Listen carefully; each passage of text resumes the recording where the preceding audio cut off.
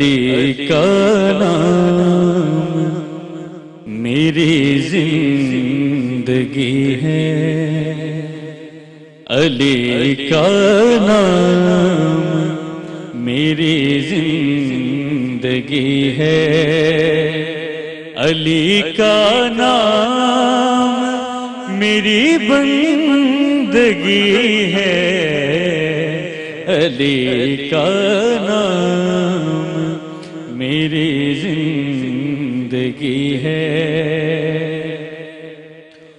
اسے کعبہ کہوں یا جان کعبہ، اسے کعبہ کہوں یا جان کعبہ، ولادت جس کی کعبہ میں ہوئی ہے، ولادت جس کی کعبہ میں ہوئی ہے، علی کا نام میری زندگی ہے۔ اور علی کا ہے گھرانہ، وہ گھرانہ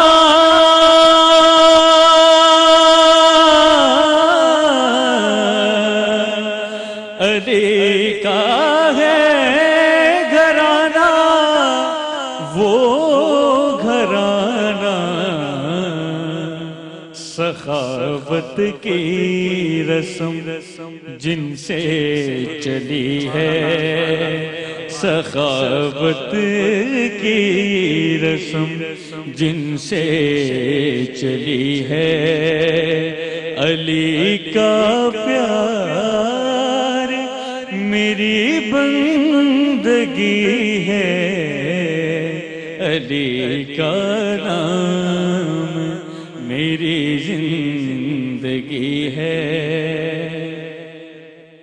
اور زمین پر سو رہا ہے اللہ اللہ،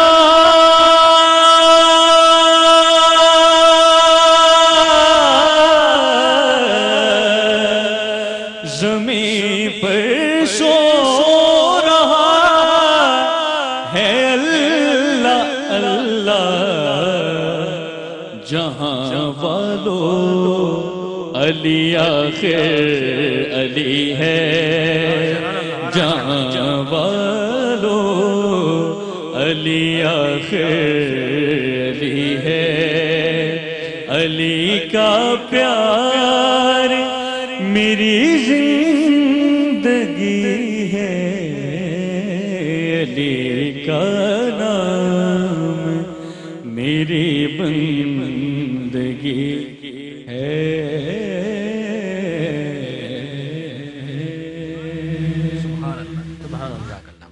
بہت شکریہ، سبحان اللہ۔ اچھا، ہم تذکرہ کر رہے ہیں آج حضرت علی کرم اللہ وجہ کی فضیلت کا۔ ایک سوال آپ سے کرنے کی جسارت کرنے والی ہوں، لیکن اس سے پہلے تمہیداً کچھ مجھے اپنے کوشچن کو کوٹ کرنے کے لیے کچھ حدیث مبارکہ آپ کے سامنے پڑھنا ضروری ہے تاکہ وہ جسٹیفائی ہو جائے۔ حضرت بریدہ رضی اللہ تعالیٰ عنہ سے مروی ہے کہ میں نے حضرت علی رضی اللہ تعالیٰ عنہ کے ساتھ یمن کے غزوے میں شرکت کی، جس میں مجھے آپ سے کچھ شکوہ ہوا۔ جب میں حضور نبی اکرم صلی اللہ علیہ وسلم کی خدمت میں واپس آیا تو میں نے آپ صلی اللہ علیہ وسلم کے سامنے حضرت علی کا ذکر کرتے ہوئے ان کی تنقید کی، تو میں نے دیکھا حضور صلی اللہ علیہ وسلم کا چہرہ متغیر ہو گیا اور آپ نے فرمایا، اے بریدہ، کیا میں مومنین کے جانوں سے قریب تر نہیں ہوں؟ تو میں نے عرض کیا، کیوں نہیں یا رسول اللہ؟ اس پر آپ نے فرمایا، جس کا میں مولا ہوں اس کا علی مولا ہے۔ پھر اسی طرح سے ایک اور حدیث مبارکہ کچھ انہی الفاظ کے ساتھ، جس میں غدیر خم کے مقام کا ذکر ہے کہ جب حجۃ الوداع سے واپس آ رہے تھے تو آپ صلی اللہ علیہ وسلم نے 3 قسمیں لی تھیں۔ ایک یہ کہ کیا میں تمہاری جانوں سے بڑھ کر تمہارے قریب نہیں ہوں، دوسری یہ کہ کیا میں تمہاری جانوں پر تم سے بڑھ کر حقدار نہیں ہوں، اور تیسری دفعہ حضرت علی کرم اللہ وجہہ کا ہاتھ پکڑ کر کہا تھا، اے اللہ، تو جس کا میں مولا ہوں اس کا علی مولا ہے۔ اے اللہ، جو اسے دوست رکھے تو اسے دوست رکھ، جو اس سے عداوت رکھے تو اس سے عداوت رکھ، اور جو اس کی نصرت فرمائے اس کی تو نصرت فرما، جو اس کی اعانت کرے اس کی تو اعانت فرما۔ آج کل ہم وہ کہتے ہیں نا، اکثر لوگ ہم ادھر سے یہ بھی سنتے ہیں کہ علی مولا نہیں کہتے آپ، میں نے یہ بھی سنا ہے کہ حضرت ابوبکر صدیق رضی اللہ تعالیٰ عنہ، حضرت عمر فاروق، اس خطبے کے بعد سے وہ بھی حضرت علی کو حضور صلی اللہ علیہ وآلہ وسلم کے حکم کی مناسبت سے علی مولا کہہ کے بلایا کرتے تھے، کیونکہ ہمارا ایمان یہ ہے کہ رسول پاک نے جن معنی میں جس مطلب جس مفہوم کے ساتھ مولا کا لفظ استعمال کیا ہم اسی کے ساتھ آپ کو کہتے ہیں. تو کیا یہ غلط ہے یہ طرز تخاطب؟ اچھا، اور میں یہاں پر چونکہ حضرت علی کا ذکر ہے، میرا دل کرتا ہے میں ہی سارے جواب دوں، اس لیے کہ وہ محبت اور غلامی کا ایک رشتہ ایسا ہے. تو حالانکہ حق تو آپ کا ہے، نہیں لیکن میں عرض کروں کہ آپ نے جو حدیث مبارک پڑھی اسی سے ملتی جلتی حدیث مبارک ہے. ایک گروہ حضور اکرم صلی اللہ علیہ وسلم کی محفل میں بیٹھا تھا، اچانک حضرت علی کرم اللہ وجہہ الکریم محفل میں آ گئے. جی تو یکا یک نہ جانے انہیں کیا ہوا، وہ اٹھے اور باہر چلے گئے. اور باہر جانے کے بعد بولتے ہیں کہ ہمیں کس نے اٹھا دیا؟ ہم نے تو حضرت علی کو دیکھا، نہ علی کو کسی نے داخل کیا، نہ ہمیں کسی نے باہر جانے کے لیے کہا. ہم باہر کیوں آ گئے؟ اپنے آپ پر انہوں نے ملامت کی اور تھوڑی دیر کے بعد پھر دوبارہ آ کر وہاں پر بیٹھ کے سعد بن ابی وقاص رضی اللہ تعالیٰ نے اس کو راوی ہے، وہ کہتے ہیں وہ دوبارہ آ کر وہاں پر بیٹھ گئے. حضور اکرم تاجدار کائنات صلی اللہ علیہ وسلم نے 2 مرتبہ قسم فرمائی. آپ نے فرمایا قسم ہے نہ علی کو میں نے داخل کیا نہ تمہیں میں نے باہر نکالا، خدا کی قسم اللہ تبارک و تعالی نے تمہیں حضرت علی کو محفل میں داخل کیا اور بغض علی کی وجہ سے اللہ تبارک و تعالی نے میری محفل سے تمہیں باہر نکالا. سبحان اللہ. تو یہ حضرت علی کرم اللہ وجہ الکریم کی شان مبارک ہے. اور جو آپ نے غدیر خم والی حدیث پڑھی ہے، اس کو تو میں سمجھتا ہوں اس حدیث کے جتنے راوی ہیں شاید اتنے راوی مجھے کسی حدیث کے نہیں ملے. کم و بیش 120 صحابہ کرام سے یہ حدیث مبارک مروی ہے. اور اصل میں معاملہ کیا تھا؟ اس لیے کہ وہ خطبہ حجۃ الوداع کے بعد حضور اکرم صلی اللہ علیہ وسلم کی وفات شریف ہونی تھی، لہٰذا آپ نے یہ بتا دیا تھا کہ اب نبوت کا دروازہ بند ہو گیا ہے، اب میرے بعد کوئی نبی نہیں. اور وہ دراصل حضرت علی کی دستار بندی تھی. حضور اکرم صلی اللہ علیہ وسلم نے ان کا ہاتھ کھڑا کیا اور بتایا کہ آج کے بعد نبی نہیں ہوگا، اب ولایت شروع ہوگی. اور ولایت کا دروازہ منبع اگر کسی کو بنایا ہے تو حضور اکرم صلی اللہ علیہ وسلم نے پگڑی پہنا کر غدیر خم کے موقع پر حضرت علی کو بنایا ہے. بتا دیا اب نبوت نہیں چلے گی، ولایت چلے گی. اور ولایت کا منبع، مادن، مخرج اور مصدر اگر کسی کو بنایا حضور اکرم صلی اللہ علیہ وسلم نے حضرت علی کو بنایا. لہٰذا ہم یہ کہتے ہیں وہ ولی ہی نہیں ہے کہ جس کے سینے میں علی کی محبت نہ ہو. تو وہ ایک دستار بندی تھی جو سرکار نے سب کے سامنے 3 مرتبہ، جس طرح آپ نے کہا النبی اولی بالمؤمنین من انفسہم، کیا میں مسلمانوں کی جانوں سے زیادہ قریب نہیں ہوں؟ کیا حق نہیں رکھتا ہوں؟ سب نے کہا. 1.25 لاکھ صحابہ کرام تھے تاکہ سب دیکھ لیں، جس میں تمام برگزیدہ صحابہ کرام بیٹھے تھے، جس میں سارے صحابہ. اور پھر اس کے بعد حضرت ابو بکر اور حضرت عمر فاروق رضی اللہ تعالی عنہما حضرت علی کے پاس آئے کہ علی اب نہ دن سورج ایسا نکلتا ہے، نہ سورج غروب ہوتا ہے، نہ صبح نہ شام ہوتی ہے کہ جب مومنوں کے سینے آپ کی محبت سے نہ دھڑکتے ہوں.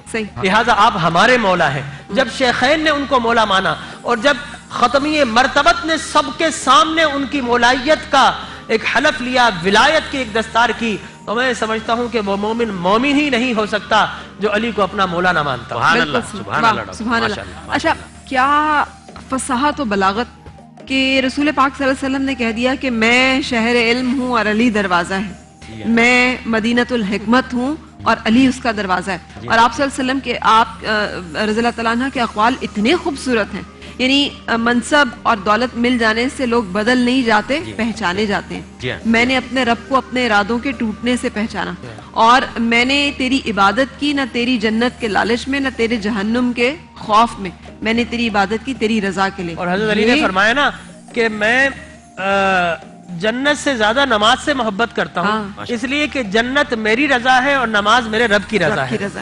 تو یہ جو خوبصورت اقوال ہیں اور یہ سب کچھ اس کے بارے میں ہم آپ سے فصاحت، بلاغت، تفسیر، مفسر، بڑے بڑے مفسرین، بڑے بڑے راوی قرآن کے جو ہیں وہ کہتے ہیں ہم نے علم حضرت علی کرم اللہ وجہہ سے سیکھا. دیکھیے میں آپ سے عرض کروں کہ مولا کائنات نے بہت کلام ہے یوں تو آپ کا، لیکن آپ کا مشہور و معروف کلام جو ہے نہج البلاغہ، جسے ہمارے علماء میں سے جناب سید رضی نے جمع کیا مختلف کتابوں سے. آپ کے خطبات ہیں، آپ کے خطوط ہیں، آپ کے کلمات خسار ہیں، جو مل سکے ان کو آپ نے جمع کر کے اس کا نام نہج البلاغہ رکھا اس کتاب کا.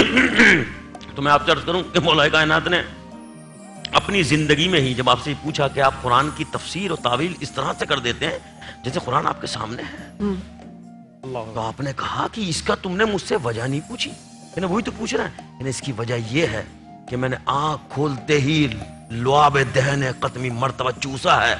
رسول نے اپنے لعاب سے وہ علم میرے سینے میں منتقل کیا جو قیامت تک میں ایک ایک تعویل کی ہزاروں تعویلیں نکال سکتا ہوں. میرے سینے میں ختمی مرتبت کا لعاب مبارک ہے جس میں خزانے پروردگار نے تمام علوم جو ہیں اپنے نبی مکرم کے سینے میں اتار دیے. بالکل صحیح. تو جناب اسی بات کو تھوڑا سا آگے بڑھانا چاہوں گی اور میں اس میں ایک نقطہ ذرا آپ کو میں بیان کر دوں ذرا ڈاکٹر صاحب آپ کی اجازت سے. ڈاکٹر صاحب نے اسٹارٹنگ میں جو ایک روایت پڑھتے ہوئے اپنے کلمات میں سے گزر گئے تھے کہ علی کے چہرے کو دیکھنا بھی عبادت. جی جی جی جی جی یہ روایت برادران اہل سنت کی انظر الی وجہ علی فی العبادہ بہت سارے وذکر صحابہ کرام علی فی العبادہ. نبی علی کے چہرے کو تکنا عبادت ہے, ان کا ذکر کرنا عبادت ہے. برادران اہل یہ سنت کی رسول پاک صلی اللہ علیہ وسلم کے الفاظ. 7 میں یہ بات موجود ہے. اور کس سے موجود ہے؟ جی جناب حضرت عائشہ ام المومنین فرماتی ہیں کہ میں بیٹھی دیکھ رہی تھی رسول حجرے میں موجود ہیں, تمام اصحاب موجود ہیں. ایک باریک سا پردہ ڈال دیا کرتا تھا اپنے امہات المومنین کے لیے. آپ اس میں دیکھتی ہیں اپنے بابا کو دیکھتی ہیں, حضرت ابو بکر کو دیکھتی ہیں. جب دیکھتی ہیں کافی دیر غور سے دیکھتی ہیں, جب ملاقات ہوتی ہے والد سے تو کہتی ہیں میں آپ کو بابا رسول کی بزم میں دیکھتی ہوں اور یہ دیکھتی ہوں کہ آپ رسول کی گفتگو سن رہے ہوتے ہیں, توجہ سے دیکھ رہے ہوتے ہیں, لیکن آپ بار بار جو ہے علی کے چہرے کو تکنا شروع کر دیتے ہیں. کیا وجہ ہے اس کی؟ تو حضرت ابو بکر فرماتے ہیں کہ مجھے قسم ہے اس ذات کی جس کے قبضہ قدرت میں میری جان ہے, میں نے خود اپنے کانوں سے رسول کو یہ کہتے سنا کہ علی کے چہرے کو دیکھنا بھی عبادت. بالکل صحیح. اگر مقصد علی کی محبت پوچھنا ہو تو جناب ابو بکر سے پوچھیے. بالکل بالکل. سو یہاں پہ بریک کے لیے ہم رکنا چاہیں گے, لیکن اس سے پہلے ایک سوال جو میں چھوڑتے ہوئے جانا چاہ رہی ہوں آپ کے لیے مولانا صاحب, وہ یہ ہے کہ حضرت عمر بن الخطاب رضی اللہ تعالیٰ عنہ امیر المومنین خلیفہ ہیں, ان کے سامنے ایک واقعہ پیش ہوتا ہے. ایک عورت جس کے ہاں 7ویں مہینے میں بچے کی ولادت ہو جاتی ہے اور آپ حج جاری کر دیتے ہیں. حضرت علی کرم اللہ وجہ تشریف لے آتے ہیں اور ان کے ساتھ یہ معاملہ ڈسکس ہوتا ہے, تو آپ پھر بتاتے ہیں کہ یہ ہو سکتا ہے. تو حضرت عمر فاروق رضی اللہ تعالیٰ عنہ کا یہ کہنا کہ آج اگر علی نہ ہوتا تو میں ہلاک ہو جاتا. سو یہ علم جو کہ اللہ تعالیٰ نے ان کو خاص طور پہ عطا کیا تھا, کچھ اس حوالے سے ہم چاہیں گے کہ آپ ہم سے بات کریں کہ جو ان کا مقام خلفائے راشدین میں اور اس کے ساتھ ساتھ بحیثیت قرآن کا عالم اور مفسر قرآن ہونے کی حیثیت سے ہے اس کے بارے میں. لیکن اس سے پہلے ہم ایک بریک کے لیے رکیں گے اور پھر آپ سے ملاقات.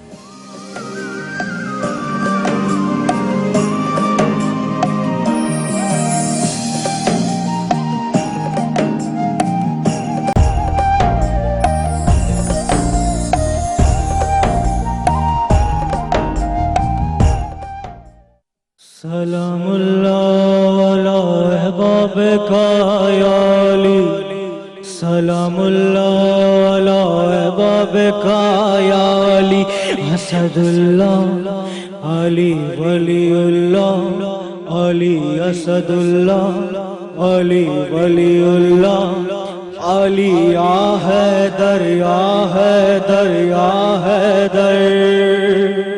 جس کو اللہ رکھے دوست وہ انسان علی, وجہ اللہ ولی رکھی ہے پہچان علی, ہے لسان اللہ ولی ناطق قرآن علی, اے میرے مرشد و آقا میرے ایمان علی, برزخ و قبر میں محشر میں نگہبان علی, دور قدموں سے نہ رکھنا مجھے ایک آن علی, تجھ سے جڑ جاؤں گا مولا تو سور جاؤں گا, میں تیرے عشق میں ڈوبا تو ابھر جاؤں گا. سلام اللہ علی احباب کا یا علی, سلام اللہ علی احباب کا یا علی, اسد اللہ علی ولی اللہ, میرے سرکار حسین ابن علی کے بابا, سرخ پرچم کے نگہدار چری کے بابا, 11 معصوموں کے سردار سبھی کے بابا, قتل محسن کے عزادار کلی کے بابا، بی بی کلثوم کے زینب کے مثالی بابا، قائم آل محمد کے جلالی بابا، سلام اللہ علی احباب کا یا علی اسد اللہ، علی ولی اللہ، علی یا حیدر یا حیدر یا حیدر۔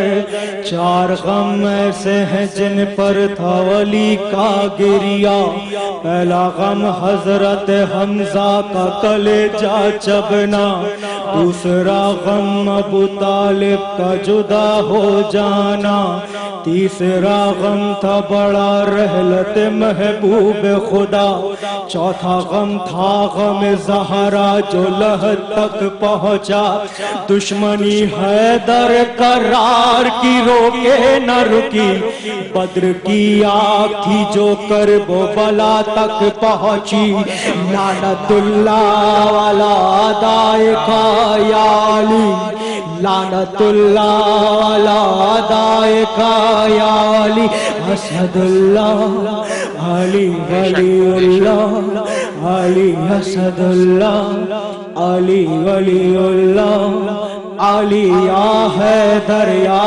حیدر یا حیدر، علی یا حیدر یا حیدر یا حیدر، دشمن حیدر کرار خدا کا دشمن، دشمن رب کا نبی سے نہیں کوئی بندھن، ابن مرجانہ ہو ملجم ہو یا شمر جوشن، عرش اور فرش پہ دوزخ کا یہی ہے ایندھن، لب قرآن سے ان لوگوں پہ لعنت اتری، ان کی نسلوں میں علی سے نہ محبت اتری، لعنت اللہ علی اعدائک یا علی، لعنت اللہ علی اعدائک یا علی اسد اللہ، علی ولی اللہ، علی یا حیدر یا حیدر یا حیدر۔ جزاک اللہ، جزاک اللہ، سبحان اللہ۔ اچھا جی، شکریہ۔ اپنی گفتگو کو ہم آگے بڑھاتے ہیں، اور جو میں نے سوال آپ کے سامنے رکھا تھا، اور ڈاکٹر صاحب آپ بھی اور علامہ صاحب آپ بھی، کیونکہ اس سوال کے بارے میں ہم جاننا چاہیں گے کہ جو میں نے کہا کہ حضرت علی کرم اللہ وجہہ کا رتبہ اور مقام ایک مفسر قرآن، ایک مبلغ اور ایک خاص طور پہ عالم ہونے کی حیثیت سے۔ بسم اللہ الرحمن الرحیم۔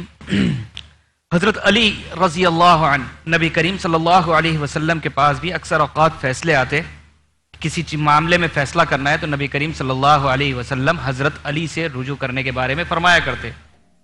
نبی کریم صلی اللہ علیہ وسلم کے وصال کے بعد حضرت ابو بکر صدیق رضی اللہ عنہ جب خلافت کے منصب پر فائز ہوئے تو حضرت علی رضی اللہ عنہ وہاں بھی حضرت ابو بکر صدیق رضی اللہ عنہ کے مشیر تھے۔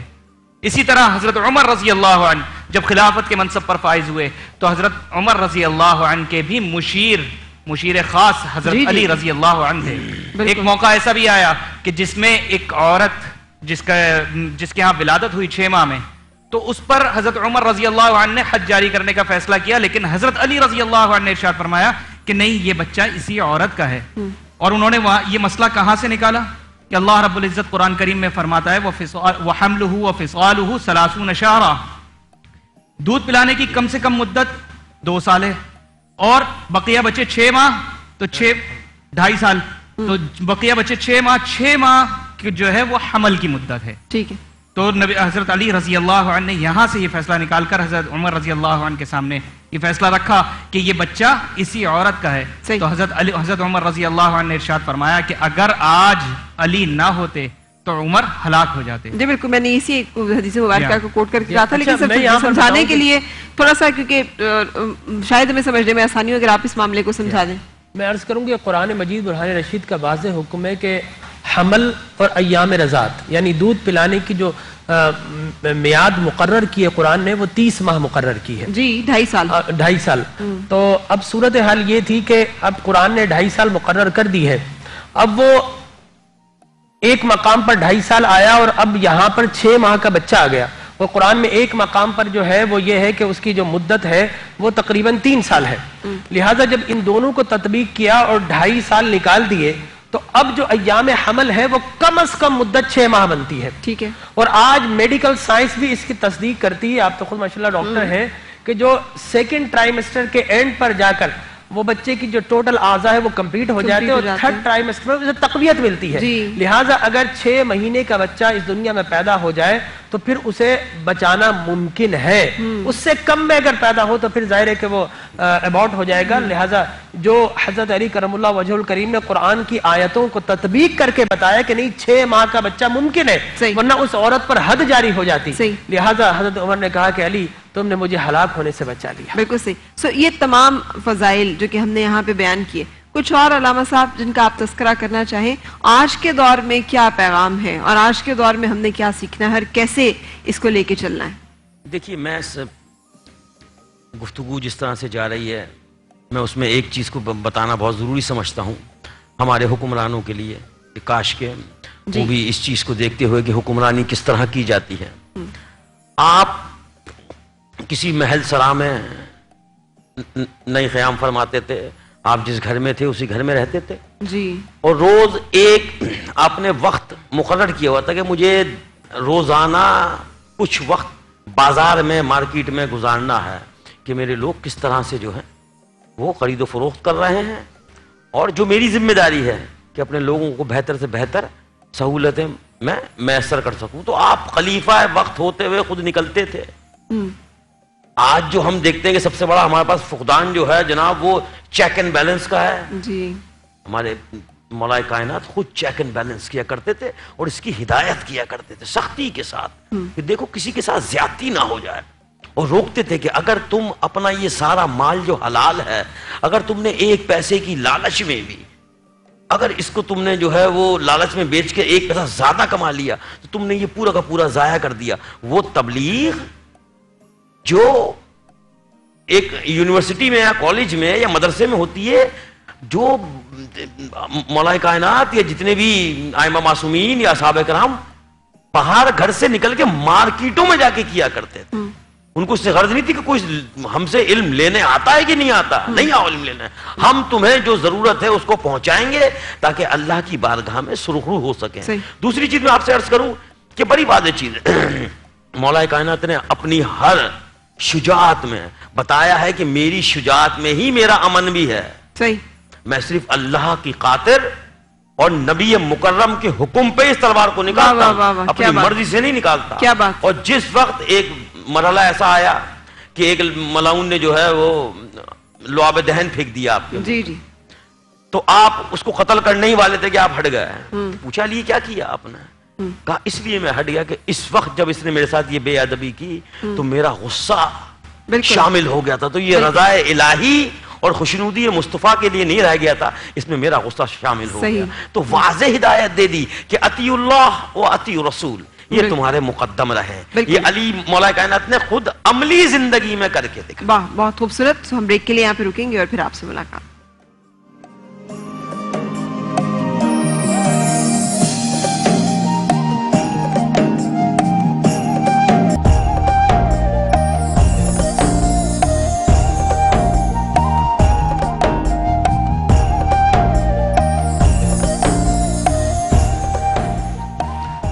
خوش آمدید. رمضان عشق ہے سری ٹرانسمیشن میں آج ہم بات کر رہے ہیں 21 رمضان المبارک کو یوم علی کے حوالے سے, کہ 19 رمضان المبارک کو جو ضرب لگتی ہے تو ابن ملجم ملعون کی لگائی ہوئی ضرب جو ہے, اس کے بعد آج صبح اسی وقت میں یعنی فجر کے وقت حضرت علی کرم اللہ وجہہ کی شہادت, اور اس دوران میں جو پورے آپ کے حیات زندگی ہے وہ حیات حیدر ہے, اس کا تذکرہ ہم کرنے کی کوشش کر رہے ہیں. اس موضوع کو سمیٹنا تو ممکن نہیں ہے, لیکن شیخ سمیہ نے ایک بڑی خوبصورت بات کی اور ہم شجاعت کا تذکرہ کرنے لگے تھے, لیکن اس سے پہلے میں چاہ رہی ہوں تھوڑا سا مختصراً بیان آپ سے ہم سن لیں کہ ضربت سے لے کر, ضرب لگنے سے لے کر یعنی 19 سے 21 رمضان تک آپ نے کیا وصیت کی, کیا اہل بیت پہ کیا صورتحال گزری, کیسے اس معاملے کو ہینڈل کیا گیا, یہ معاملہ کیسے, اس کے بارے میں کچھ آپ سے ہم جاننا چاہیں گے.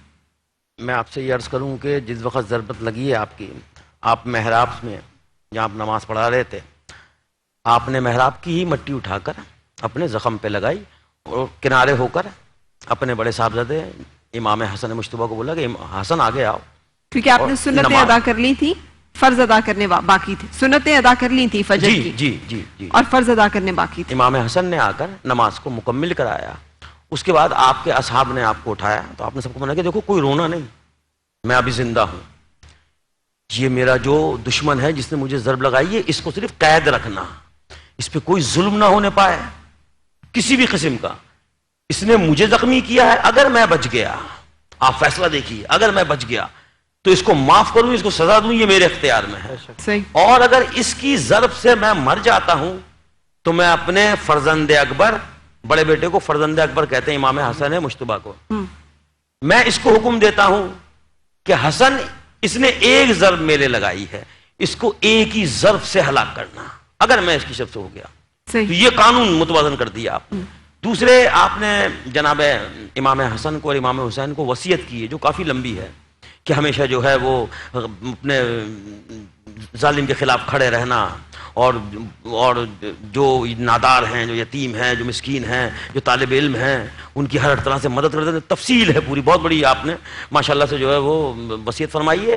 دوسری چیز یہ کہ آپ جس وقت حجرے میں واپس آئے ہیں, آپ نے حجرے میں واپس آنے کے بعد اپنی صاحبزادیوں کو بلایا, سارے گھر والوں کو بلایا, اور سب کو, جو میں سمجھتا ہوں کہ اس وقت بھی ضرورت ہے وصیت, اسی وصیت کی روشنی میں وصیتیں کی جائیں, آپ نے اپنے ساری اولادوں کو سب کو جمع کرنے کے بعد کہا کہ اس کی توحید, نبی کی سنت, اس کو اپنی زندگی میں اس طرح شامل کر لینا کہ جس طرح تمہارا ضرورت کھانا ہے یا سونا ہے, اپنی زندگی میں اس طرح شامل کرنا. میں ساری زندگی اس کی اطاعت میں, تمہاری ماں, بچیوں سے بولا تمہاری ماں بنت رسول, ہم دونوں اسی اس میں کاربند رہے کہ ہمارا رب ہم سے راضی رہے, اور ہماری زندگی کا دوسرا مقصد نہیں تھا. تم اپنی زندگی میں بھی اسی چیز کو شامل رکھنا, کیونکہ جس وقت میری شادی ہوئی ہے تو نبی مکرم نے دوسرے دن آ کے مجھ سے پوچھا تھا کہ علی تم نے فاطمہ کو کیسا پایا, تو مولا کائنات نے جواب دیا تھا کہ میں نے اللہ کی عبادت میں اور اس کی اطاعت میں اپنا بہترین مددگار پایا. میں تم سب کو, اپنی اولادوں کو وصیت کرتا ہوں کہ اس چیز پہ کاربند رہنا, اللہ کی اطاعت اور اس کی عبادت میں ایک دوسرے کے مددگار بن جانا. پھر آپ نے بعد میں اپنے اصحاب کو بلا کے کہا ہے, یہی وصیت کی ہے کہ دیکھو تمہارے بیچ میں اسلام اس وقت تک کامل نہیں ہو سکتا کہ جب تک تمہارا اخلاق, تمہاری انسانیت, تمہاری اپنی ہوا و حوث و نفس کے جو ہے اس پہ غالب نہ آ جائے. تم جب بہترین انسان ہو جبھی بہتر مسلمان ہو, تمہارا بہترین اخلاق ہے جبھی تم بہترین صاحب ایمان ہو. اس وقت تک تم مومن نہیں کہلا سکتے جب تک کہ ایک دوسرے, آج ہم ویلفیئر کام کتنے کر رہے ہیں, اس وقت آپ نے کہا تھا کہ جب تک ایک دوسرے کے اس طرح مددگار نہ بن جاؤ کہ تمہاری ٹیریٹری میں, تمہارے علاقے میں کوئی یتیم جو ہے وہ ظلم کا شکار نہ ہو, اور کوئی جانور بھی بھوکا نہ رہ جائے. بالکل. اچھا, جو مجھے تصحیح کیجیے گا اگر غلط ہوں, کہ باقی صحابہ کرام کے پاس تو مال تھا, مال و دولت تھا, وہ تو جب کوئی اس طرح کی پکار آتی تھی وہ تو مال پیش کر دیا کرتے تھے. اور حضرت علی کرم اللہ وجہ جنہوں نے کہ جب صحابہ کرام نے کہا کہ آپ حضرت فاطمہ کے رشتے کے لیے رسول پاک صلی اللہ علیہ وسلم کے پاس جائیں, تو انہوں نے یہی کہا تھا کہ میں تو غریب ہوں, تو کھجوروں کا ٹوکرا یا اس طرح کی چیز آپ کی طرف سے پیش ہوتی تھی, کیونکہ بہت زیادہ معلومات تو پاس نہیں تھا. لیکن اللہ تعالیٰ نے ان کی اس ادا کو پسند کرتے ہوئے کہ جو خود بھوکا رہنے کے باوجود غریب کو اور مسکین کو کھانا کھلاتے ہیں, کہ کافی دن سے گھر میں فاقہ تھا. اور میں عرض کروں آپ سے ڈاکٹر صاحب, آپ کی اجازت جی, نبی مکرم ہوئے, ان سے پہلے کے انبیاء ہوئے, ائمہ طاہرین ہوئے, ان کا ایک سب سے بڑا بزنس ہی کیا رہا ہے, اللہ سے بزنس. جی, جو کچھ بھی آیا, جو اس وقت کا استعمال کا وہ رکھا اور باقی بانٹ دیا. مال جمعی کا کیا, اس کے بعد اصحاب نے بھی یہی کیا. کون اتنا بڑا جو ہے وہ سرمایہ دار تھا, کوئی بڑا سرمایہ دار نہیں تھا. جس کے پاس گھر میں جو کچھ ملتا تھا وہ اٹھا کے لے آتا تھا, جو کاروبار کیا اس میں سے جو منافع ہوا, اس میں جو چیزیں بچی وہ اٹھا کے لے آئے. مسلمان ہمیشہ رواداری سے اور اس سے رہے کہ ہم میں سے کوئی بہت زیادہ امیر نہ ہو جائے اور کوئی بہت زیادہ غریب نہ ہو جائے. ختمی مرتبہ نے تو اپنی ذات خانوادہ ہے, بنی ہاشم سردار رہنے کے باوجود نہیں, جس سے زیادہ ضرورت نہیں ہے اس سے زیادہ نہیں چاہیے ہم کو. مولا کائنات اپنی دور خلافت میں تقریباً سارے دور خلافت میں یہ چیز تھی، صحیح۔ لیکن آپ نے اپنے دور خلافت میں باقاعدہ جو خزانہ جہاں رکھا جاتا تھا وہ بٹوا کے شام میں وہاں پر جھاڑو دلواتے تھے، سب صاف ہو گیا اللہ کی بارگاہ میں، اس وقت تک آنکھ بند نہیں کروں گا کہ اگر ایک درہم و دینار بھی رہ گیا۔ بالکل صحیح۔ اچھا، فاتح خیبر ہیں اور اسد اللہ، اللہ کا شیر اور اللہ کی تلوار، مطلب سیف اللہ تو خیر حضرت خالد بن ولید کو، لیکن اللہ کا شیر کا لقب جو ہے وہ حضرت علی کرم اللہ وجہہ کا۔ تو یہ فاتح خیبر کے طور پہ ان کی جو ایک عظمت وہاں پہ بیان ہوتی ہے کہ کیسے باب خیبر کو اکھاڑ پھینکتے ہیں اور کیسے وہ یہودی جو ہے اس کے سامنے مقابلے پہ اترتے ہیں، کچھ چاہیں گے ہم آپ سے جاننا۔ جو میں آپ سے عرض کروں کہ 3 دن گزر چکے تھے، خیبر فتح نہیں ہو رہا تھا۔ سرکار کائنات صلی اللہ علیہ وسلم نے فرمایا کل میں ایسے شخص کو علم دوں گا کہ جو فاتح خیبر بنے گا، اس کی شان یہ ہے کہ وہ رب سے محبت کرتا ہے اور رب اس سے محبت کرتا ہے۔ اب صبح یہ ہونا تھا، پوری رات صحابہ کرام کی آنکھوں میں گزر گئی کہ کون سب کے دلوں کے اندر ایک حسرت اور ایک پروان چڑھ رہی تھی کہ شاید کاش ہی ہمیں مل جائے کہ اللہ ہم سے محبت کرتا ہو۔ اللہ سے تو سب محبت کرتے تھے، بہت بڑی، لہذا وہ صبح سویرے سرکار کائنات صلی اللہ علیہ وسلم نے فرمایا علی کہاں ہے؟ فرمایا رسول اللہ پیچھے ہیں۔ آپ نے فرمایا بلائیے۔ حضرت علی کرم اللہ وجہہ الکریم کو بلایا، آپ نے فرمایا کہ میں بیمار ہوں آقا، میری آنکھیں دکھتی ہیں، سردی زیادہ لگتی ہے۔ سرکار کائنات صلی اللہ علیہ وسلم لعاب دہن آپ کی آنکھ میں لگایا۔ حضرت علی کرم اللہ وجہہ الکریم بعد میں فرماتے تھے خدا کی قسم اس دن کے بعد نہ مجھے شدید سردیوں میں کبھی سردی لگی نہ شدید گرمیوں میں کبھی گرمی لگی۔ اور آپ کا عالم یہ تھا شدید گرمی ہوتی تو آپ موٹا لباس پہنتے تھے اور شدید سردی ہوتی تو آپ باریک سا لباس پہنتے تھے۔ یہ حضرت علی کرم اللہ وجہہ الکریم کی شان۔ اور پھر آپ سے کہا کہ جھنڈا آپ نے دیا، جاؤ علی اس کو فتح کر لو۔ حضرت علی کرم اللہ وجہہ الکریم نے مبارزت دی تو وہاں پر ایک بڑا پہلوان تھا حارث، وہ آیا، لیکن یہاں پر شیر خدا تھا، ایک آن میں اس کو چت کر دیا۔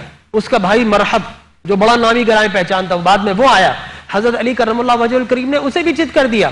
اور اس کے بعد گھمسان کا رن پڑ گیا، لڑتے لڑتے حضرت علی کرم اللہ وجہہ الکریم کی جو ڈھال تھی وہ ہاتھ سے گر گئی۔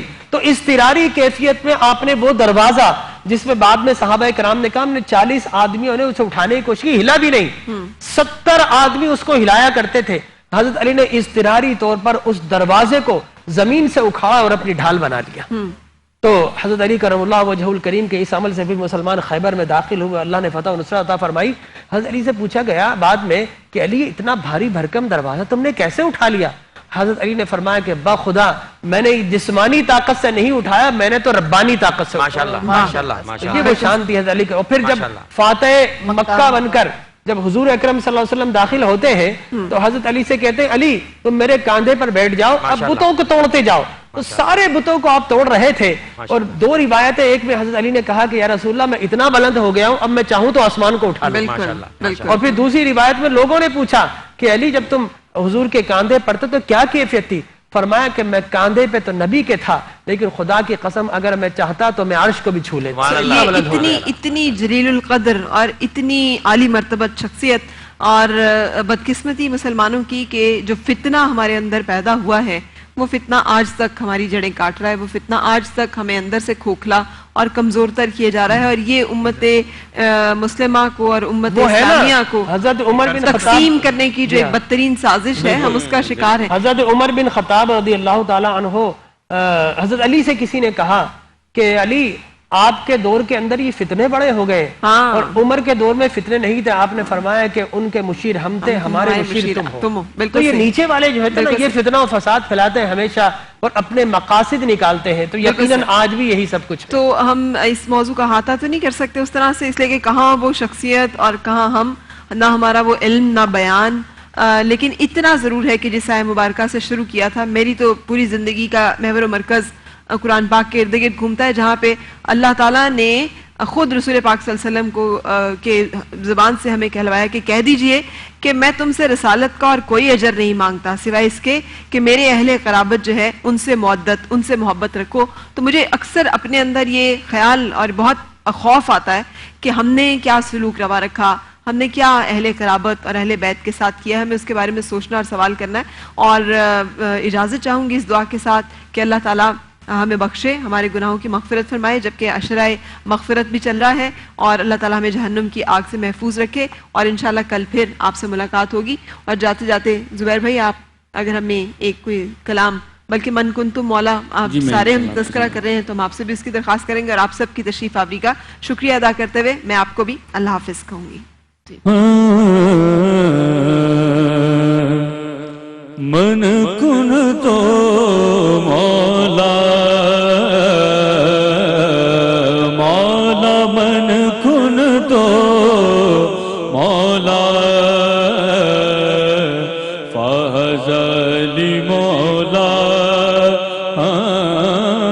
فضلی مولا من کن تو مولا حیدریم کلندروں مستوں حیدریم کلندروں مستوں پیشوائے تمام دلدانوں حیدریم کلندروں مستوں بندائے مرتضی ہستوں پیشوائے تمام دلدانوں کے سگے شیر کوئے گزدانوں من کن تو مولا بنے صوفی جذبات میں بہنے والے بنے صوفی جذبات میں بہنے والے قلندر بنے عشق میں جلنے والے قلندر بنے عشق میں جلنے والے قطب بن گئے درد و غم سہنے والے قطب بن گئے درد و غم سہنے والے ولی بن گئے عالی کہنے والے من کن تو مولا مولا من کن تو مولا